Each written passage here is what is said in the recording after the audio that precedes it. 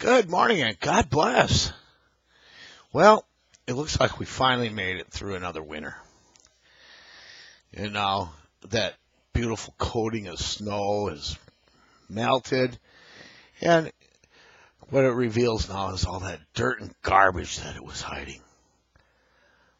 Time for that spring cleaning, right? Ugh. Sometimes our lives are like this.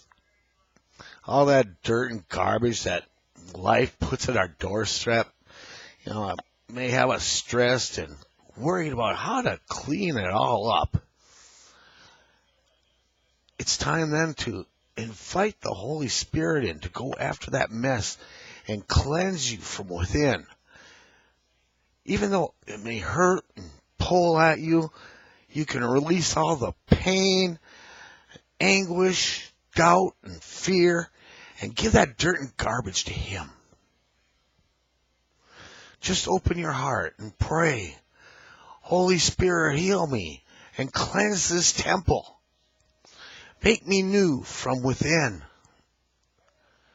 And then watch that dirt and garbage disappear, and the flowers of spring will begin to bloom within you.